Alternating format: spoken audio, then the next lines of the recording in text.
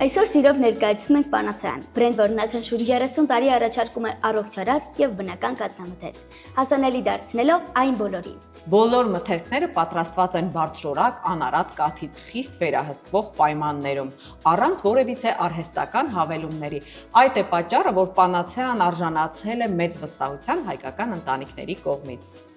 Պանացեա։ Սեր առաջին գթալից։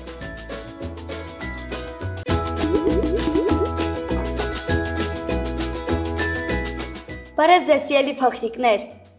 Ողջույն սիրելի երեխաներ։ Հեքիաթի սենյակից ձեզ են ողջունում Արևիկը եւ Լիլիթը։ Ինչպես միշտ սիրելի փոքրիկներ, այս գեղեցիկ ստուդիոից, Դանիելյան արտ ստուդիոից մենք ձեզ ողջույն ենք ասում։ Այսօր եւս ընտրել ենք շատ հետաքրքիր հեքիաթ, ձեզ համար պատրաստել ենք չինական հեքիաթ։ Մի քանի անգամ արդեն հեքիաթի սենյակը ձեզ ներկայացրել է չինական հեքիաթ։ Այն աչքի է ընկնում իր իմաստությամբ։ Բայց մինչ մենք կանրադառնանք հեքիաթին, ինչպես միշտ ունենք Շյուր, այսօրվա մեր շյուրն է գեղեցիկ Սուսաննան։ Ողջույն։ Ողջույն։ Ինչպես ես։ Ինչպես է տրամադրությունը։ Հիանալի։ Այո, այս գեղեցիկ ստուդիոյում այլ կերպ չէր կարող լինել Արևիկ։ Իսկ կարող ես մի փոքր պատմել քո մասին։ Այո, իհարկե։ Ես 12 տարեկան եմ, սովորում եմ քաղաք Իջևանում եւ դեռ մանկուց երազել եմ դառնալ դերասան եւ փորձում եմ ձգտել իմ մանկության երազանքին։ Կատարածել այդ երազանքը, բայց իսկապես որոշել ես, թե վերջում կարող է փոշմանես եւ ասես ավելի փոխբերող մասնագիտություններ կան, միգուցե ես ծրագրավորող դառնամ։ Լիլիթ, Ոչ, ինչ ես այդպես ասում։ Ինչու եմ փչացնում, Այո, չէ, այս եթե նա գեղեցիկ ցանկանում է։ տրամադրությունը, որովհետեւ այն երեխաները, որոնք մանկուց ուզում են, վերջին պահին փոշմանում են, ես Սուսաննա, դու զգացել։ հաստատ կկարողանաս դա։ Այո, շատ գեղեցիկ մասնագիտություն է։ մասնագիտություն։ Սուսաննա, հեքիաթներ սիրում ես։ Այո, իհարկե։ Ընթերցում ես, թե պարզապես լսում ես, նայում ես մեր հաղորդումները։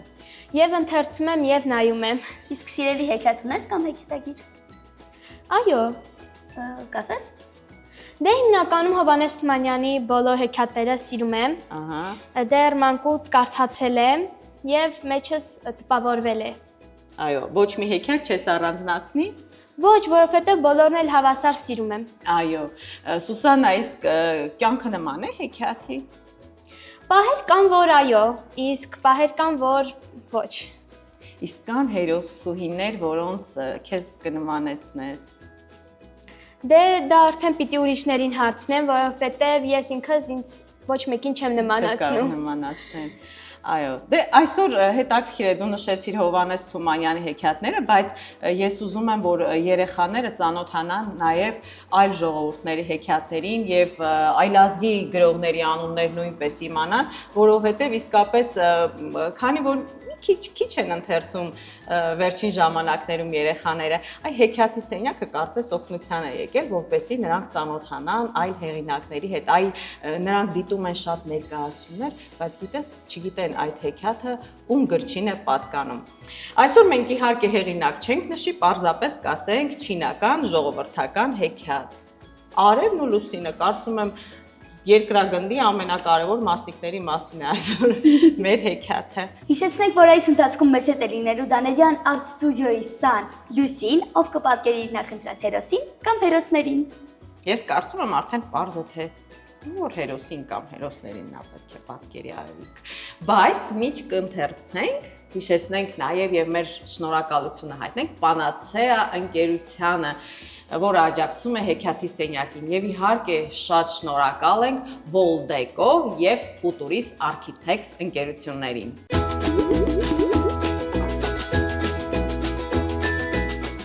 Չինաստանում տարեց մարդիկ սերնդե սերունդ այսպիսի պատմություն են պատմում։ Հինավուրց ժամանակներից երկնքում երկու մեծ ու պայծառ աստղեր էին զբոսնում։ Մեկը շատ տաք էր, իսկ մյուսը սառը, եւ նրանք երբեք իրարից չէին հեռանում։ Իսկ երկրում գյուղերից մեկում մի աղջիկ էր ապրում, Թայան անունով։ Թայան չիներեն նշանակում է արև։ Թայանը շատ բարետես էր ու խելացի, եւ շրջակայքում բոլորը նրան սիրում էին։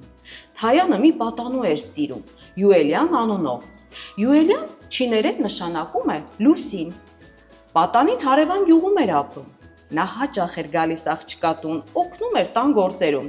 եւ երիտասարդները լավ էին ճանաչում միմյանց դեռ մանկուց։ Աղջիկը իր հոգու խորքում երազում էր ամուսնանալ պատանու հետ։ Պատանին նույնպես թաքուն սիրով ջերմորեն սիրում էր աղջկան։ Սակայն պատանի Յուելյանը շատ աղքատ էր։ Նա նույնիսկ մի թիզ հողակտոր չուներ։ Այնպես որ չէր համարձակվում մտածել Թայանի հետ ամուսնանալու մասին։ Այդ ընթացքում Թայանի ձեռքն է խնդրում մի չոր կախարդ, Լայա անունով։ Աղջկա ծնողները առանց նրա կարծիք հարցնելու տալիս են իրենց համաձայնությունը։ Իմանալով այդ մասին Թայանը շտապում է պատանու մոտ տխուր լուրը հայտնելու։ Նրանք միասին երկար ժամանակ շրջում էին լճակի ափով եւ փորձում էին ելք գտնել, որպեսզի այդ անցանկալի հարսանիքը չկայանար։ Կամուրջի մոտակայքում նրանք մի մեծ սև քար նկատեցին, տեղավորվեցին նրա վրա եւ շարունակեցին արտահայտել իրենց մտահոգությունն ու անհանգստությունը։ Ինչ անեն, ինչպես անեն, որ չոր կախարդի հետ սպասվող հարսանիքը չկայանա։ Միտք էին անում, սակայն ոչ մի ելք չէին գտնում։ Հանկարծ նրանք ինչ-որ խուլ հոգոց հառաչանք լսեցին։ Երկուսն էլ շատ զարմացան, չէ՞ որ իրենցից բացի այդտեղ ոչ ոք չկար։ Սակայն ահա Թայանը ինչ-որ բան կռայելով բռնեց Յուելյանի ձեռքը, նրանք միասին ծնկի իջան եւ աղջիկն ասաց. Քար, այ քար, եթե դու ոգի ունես, օգնիր մեզ դժբախտության մեջ։ Եվ կարող եք պատկերացնել, թե որքան մեծ էր նրան զարմանքը, երբ լսվեց քարի պատասխանը։ Եկեք այստեղ հինգշաբթի օրը լուսաբացից առաջ, ես ձեզ կօգնեմ։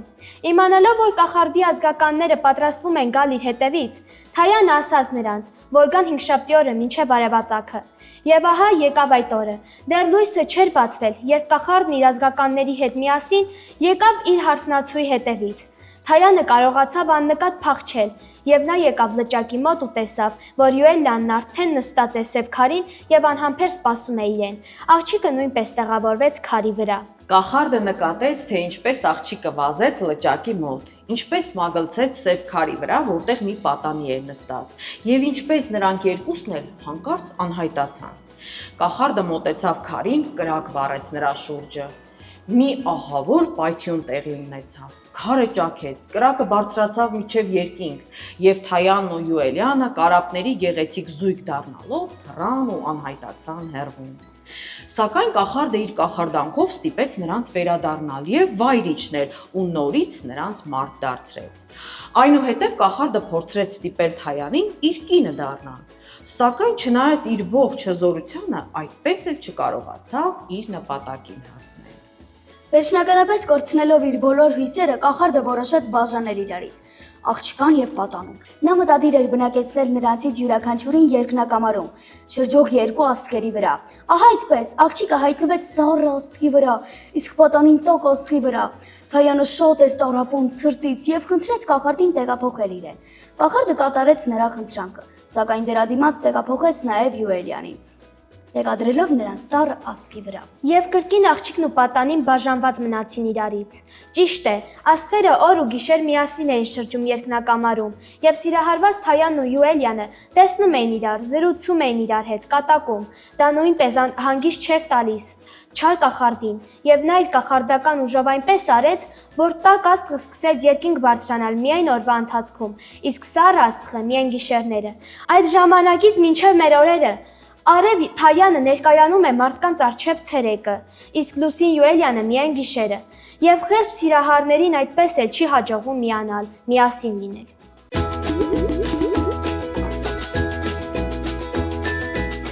Սուսաննա, գեղեցիկ հեքիաթ էր։ Այո, շատ։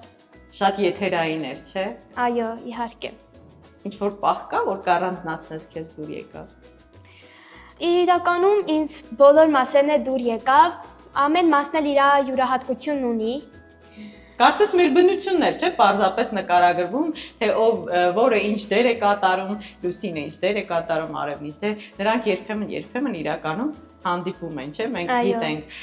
եւ գիտեք ինչն էր հետաքրքիր։ Այստեղ աղջկա եւ տղայի անունը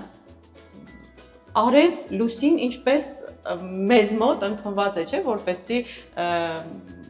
այդպիսի անուններ ընդունված է ունենք Արև եւ Լուսին։ բառ օրինակ արևը մեր կողքին է հիմա։ Ես միշտ մտածել եմ, որ մենակ հայերն են դնում արև եւ լուսին, երբեք չեմ մտածել, որ այլ ազգերներ են դնում, բայց փաստորեն այդպես է։ Շատ գեղեցիկ հեքիաթ էր, չինական հեքիաթները մենք բազմիցս ներկայացրել ենք եւ իրոք շատ աչքի են ընկնում իրենց գեղեցկությամբ եւ իմաստությամբ։ Իսկ ինչ կավելացնես, կասես կդիմես փոքրիկներին հեքիաթի սենյակից։ Ես կդիմեմ, որպեսզի բոլորը շատ գրքեր կարդան, քանի որ գրքերը զարգացնում են մարդու մտածելակերպը եւ բառապաշարը։ Ես նույնպես կարդում եմ գրքեր եւ այլազգի եւ հայերեն եւ իրականում ես զգացել եմ, որ իմ բառապաշարն ավելի է զարգացել եւ բառապաշարը եւ մտածելակերպը։ Այո, իհարկե։ Արևիկից դու հարցեր ունես։ Հարցեր չունեմ, ոչ։ Հարցեր չունեմ։ Երկուստ էլ երևի թե նույն մտածելակերպ ունեք այս տարիքում եւ իրար հարցեր չունեք։ Դե ինչ, հիմա չմոռանանք, որ այս ընթացքում մեզ համար նկարում էր Լուսին։ Իսկ հիմա տեսնենք, թե որ հերոսին է պատկերել Լուսին։